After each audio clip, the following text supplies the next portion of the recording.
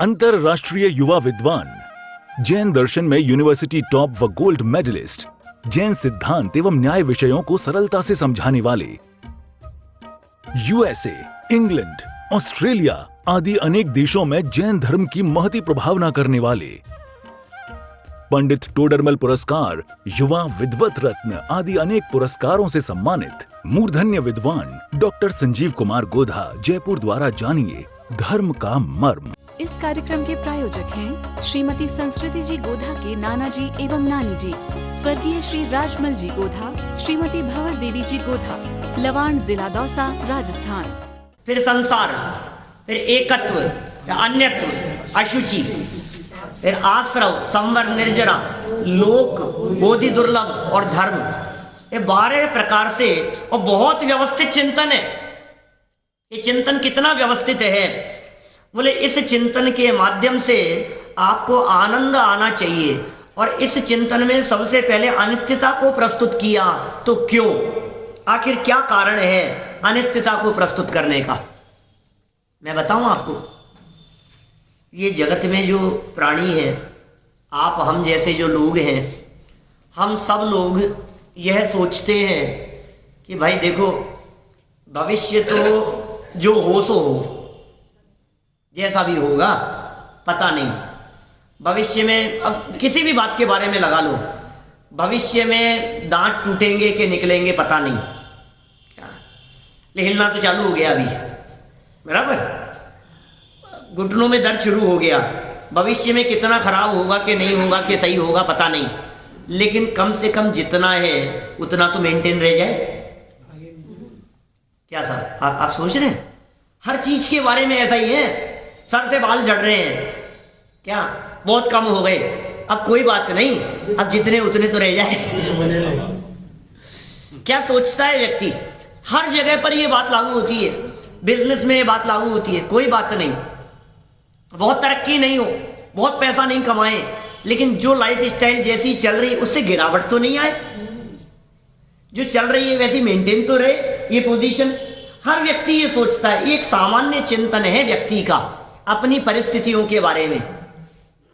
तो आचार्य देव ने सबसे पहले तुम्हारी इस मान्यता के ऊपर चोट मारी है कि तुम जो सोच रहे हो कि ये मेंटेन रह जाए, ये मेंटेन रहती ही नहीं है। ये दिमाग में सेट करो पहले।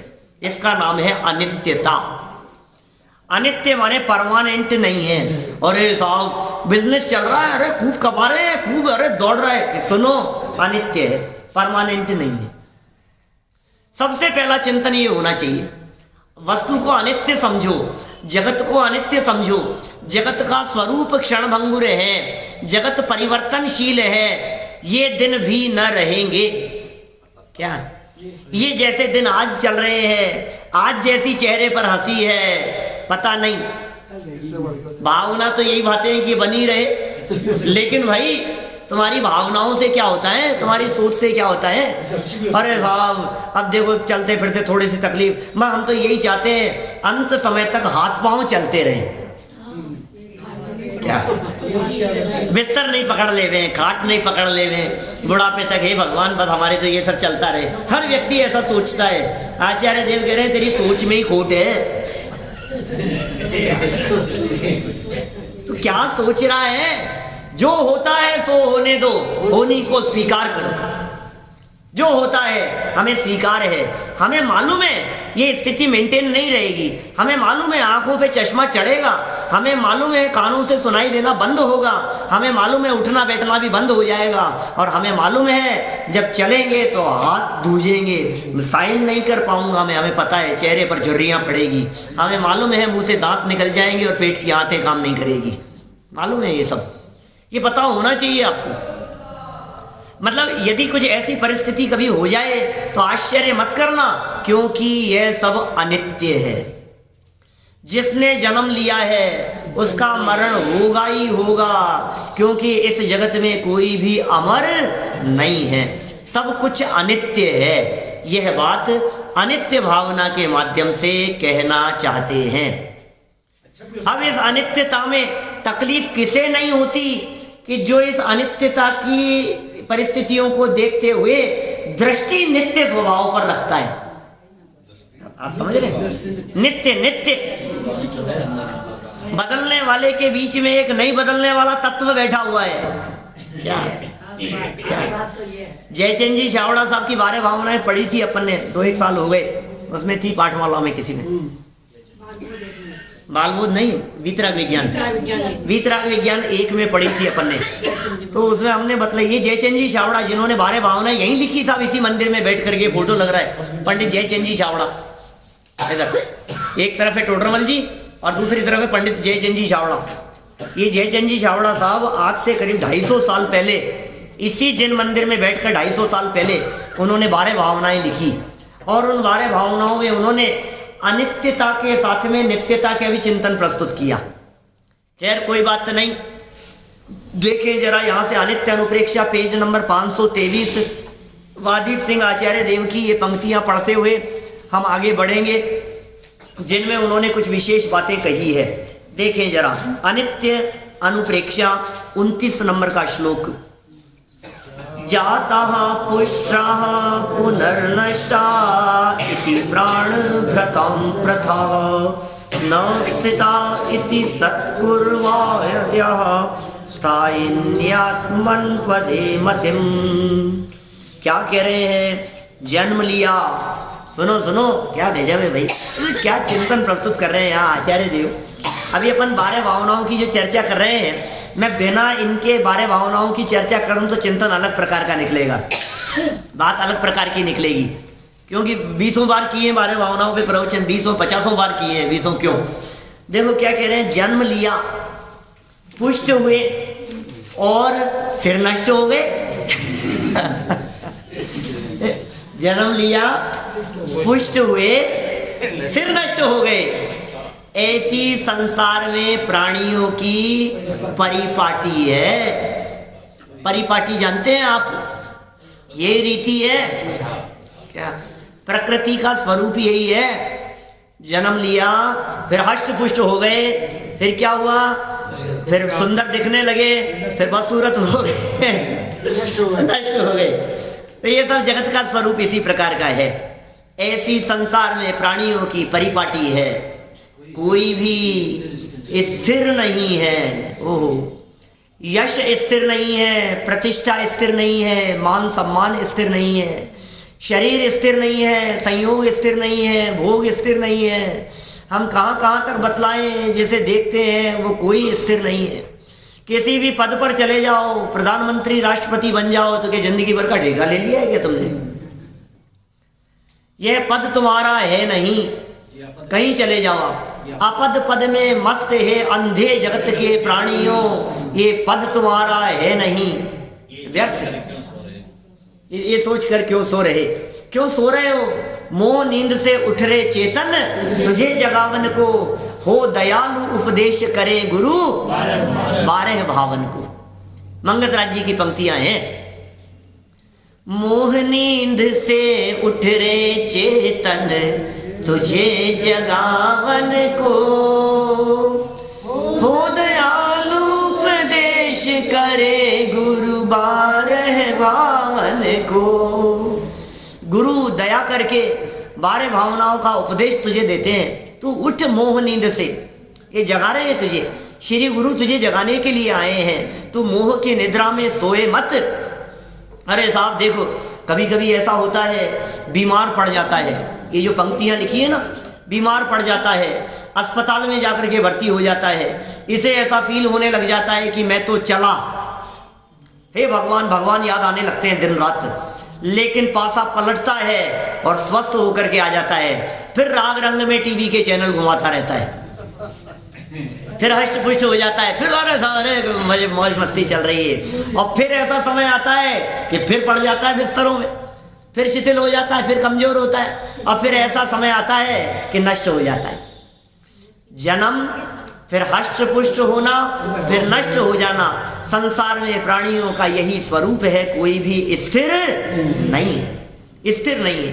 इसलिए हे आत्मा, सदा स्थिर रहने वाले, ओह मोक्ष स्थान में ही बुद्धि अर्थात अपने ध्यान को लगा। वाह, क्या क्या बात कह रहे हैं। कितने सुंदर बात कह रहे हैं भैया। सुन सुन सुन, जगत में कुछ स्थिर नहीं है कि साहब कुछ तो होगा, कुछ तो होगा, ये तो बतलाओ कि धन स्थिर नहीं है, संयोग स्थिर नहीं है, पत्नी पुत्र परिवार कोई स्थिर नहीं है जगत में। अरे साहब ये जैकेट तो बहुत अच्छी लगती है मुझे कि सुन परमानेंट नहीं रहेगी। क्या ये कोट तो बहुत अच्छा लगता है कि सुन परमानेंट नहीं रहेगा, और ये रहेगा तो तेरी फिटिंग बराबर नहीं, नहीं फिटिंग तो ऐसी ही रहेगी, कोट तो ऐसा ही रहेगा, तेरी बदल जाएगी, साइज तेरी बदल जाएगी, कोट की तो नहीं बदलेगी। ये कैसा अस्थिर है ये जगत का स्वरूप। तुम किसे मेंटेन करके चल रहे हो और मेंटेन करने की सोच रहे हो, ये मेंटेन रहता ही नहीं है। लेकिन एक तत्व जिसके बारे में करें, हे आत्मा, ऐसा संबोधन कर रहे हैं, हमें संबोधन करते हुए कह रहे हैं यहाँ आचार्य देव, हे आत्मा, हे भव्य प्राणी, सुन, सदा स्थिर रहने वाले क्या मोक्ष स्थान। ओ एक स्थान ऐसा है, एक पद ऐसा है जो पद छीना नहीं जाता। बोलो, वो स्वपद है। मोक्ष बाहर की कोई मंजिल नहीं, द्वार उसका आपके भीतर खुला है। बाहर है क्या मोक्ष? कहाँ जाए साहब? मोक्ष धाम बना रखे, शमशान के दरवाजे पर लिखा रहता है मोक्ष धाम, मोक्ष धाम। जाएंगे कि नहीं? नहीं जाएंगे, हम नहीं जाएंगे। हाँ पहुंचाने तो जाते हैं, पहुंचाने के लिए तो जाते हैं, लेकिन जब इस तन को पहुंचाया जाएगा, इस तन को, हम तो उससे बहुत देर पहले कहीं और जन्म ले चुके होंगे। क्या उस समय हम नहीं जाएंगे साहब? क्या नीरज जी साहब, हम नहीं जाएंगे, क्योंकि हम तो पहले जब हम चले गए होंगे ना कहीं और इस शरीर को छोड़कर, तब इसे वहां ले जाया जाएगा। और जगत ये कहता है मोक्ष धाम है, मोक्ष धाम है साहब। अरे काय का मोक्ष धाम, क्या बात कर रहे हो आप? ये मोक्ष बाहर की चीज नहीं है, मोक्ष अंदर की चीज है। और जिन्हें एक बार मुक्ति की प्राप्ति हो जाती है, जो एक बार सिद्धालय में जाकर के विराजमान हो जाते हैं, फिर वे लौट करके कभी नहीं आते।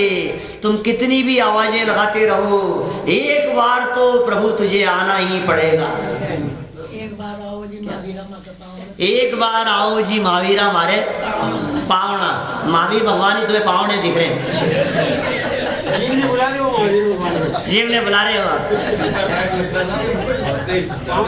चले आना प्रभु जी, चले आना। क्या आएंगे भगवान? ये जैन परंपरा है, ये जैनियों का मार्ग है भाई साहब। यहाँ एक बार जो भगवान बन जाते हैं, वे लौट करके कभी नहीं आते। मरण की बात नहीं कर रहे हैं हम, सिद्ध अवस्था की बात कर रहे हैं। हम उस अवस्था की बात कर रहे हैं जो सर्वश्रेष्ठ है अवस्था, जिसे मोक्ष कहा गया है। सच में मरण का नाम मोक्ष नहीं है। जिनकी मुक्ति होती है उनका मरण नहीं होता, उसे निर्वाण कहा जाता है। जिसका वापस जन्म दोबारा होता है उसका मरण कहा जाता है। जिसका जन्म दोबारा नहीं होगा उसे निर्वाण कहा जाता है। निर्वाण और मरण में फर्क है। शरीर तो दोनों में छूटता है। मौत हुई तब भी शरीर छूटा, और निर्वाण हुआ तब भी शरीर छूटा। लेकिन कौन से शरीर छूटने को आपने मरण कहा और कौन से शरीर छूटने को निर्वाण कहा, इसमें कुछ फर्क तो होगा कि हाँ फर्क है ना। कि जिसने दोबारा शरीर धारण किया या करेगा वो मरा है, और जो दोबारा शरीर धारण नहीं करेगा वो निर्वाण गया है, वो मोक्ष गया है। हमारे जो परमात्मा ऋषभ देव से लेकर महावीर भगवान तक, और उन्हीं के काल में जब हम शिखर जी की वंदना करते हैं, कोड़ा कोड़ी मुनिराज यहाँ से मोक्ष गए, इस टोक से इतने कोड़ा कोड़ी मुनिराज मोक्ष गए। ये कोड़ा कोड़ी क्या है? ये कोई कोड़ी नहीं है।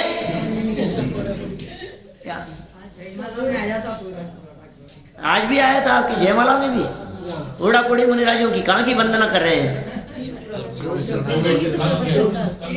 तीर्थ प्रवर्तन काल में कितने कितने करोड़ करोड़ मुनिराज मोक्ष गए हैं। ये कोड़ी शब्द का अर्थ करोड़ है।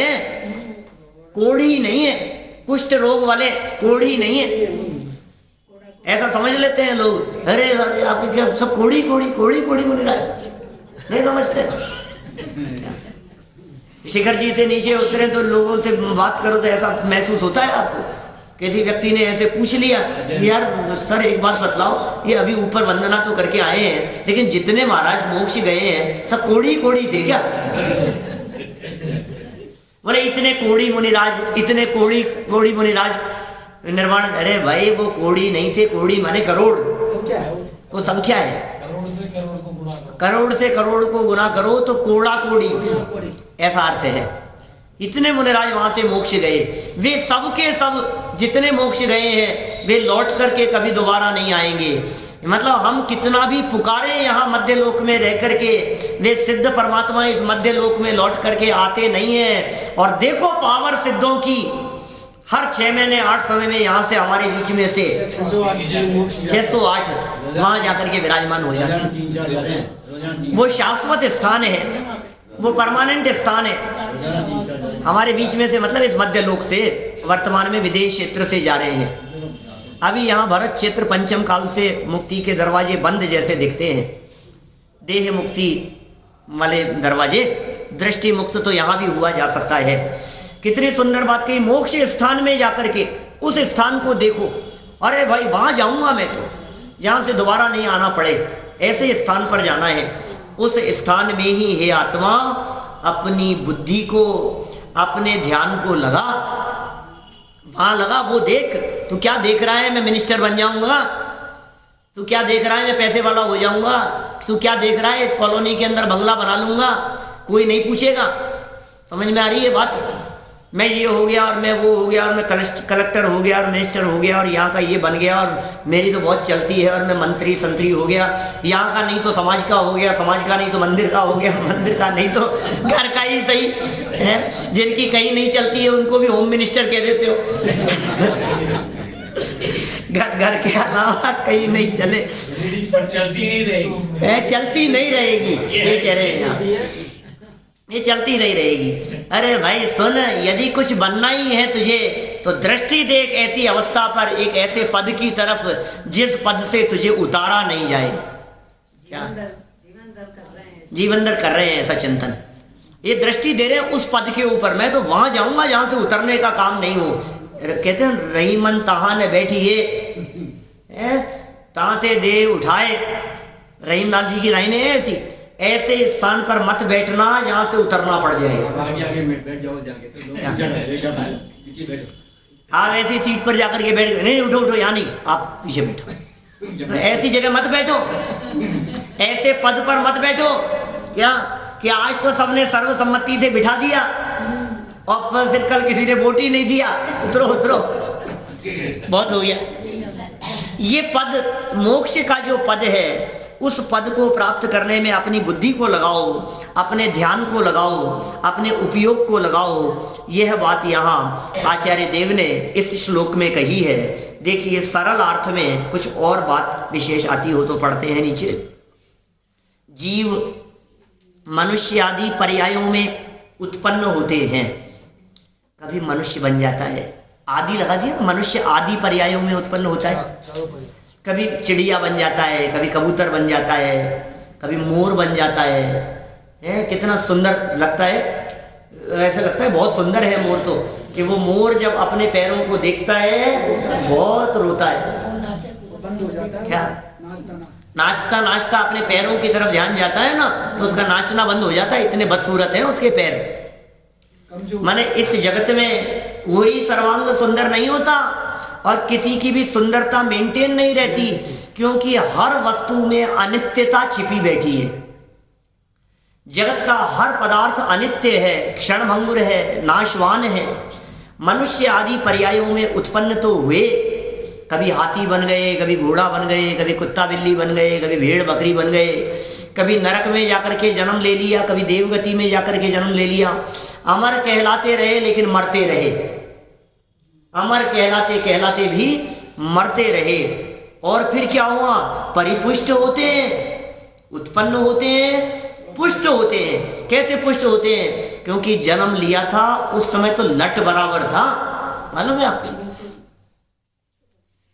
लट बराबर जन्म लिया था, माँ के पेट में, गर्भ में सम्मूर्छन जन्म लिया था, तो भी ऐसा ही लघु आकार होता है और फिर धीरे धीरे धीरे धीरे करके पुष्ट होता चला जाता है। इंद्रियां, शरीर, रचना और विस्तार होते होते हष्ट पुष्ट हो जाता है, हट्टा कट्टा सा दिखाई देता है। और फिर हट्टे कट्टे रहते हुए क्या होता है, कभी दस्त लग जाते, कभी पीलिया आ जाता है, कभी हार्ट की प्रॉब्लम हो जाती है, कभी किडनी की हो जाती है, कभी कुछ हो जाती है, ये सूख जाता है बिल्कुल शरीर, कभी कमजोर पड़ जाता है। फिर क्या कह रहे हैं, ये परिपुष्ट होते हैं और फिर नष्ट हो जाते हैं।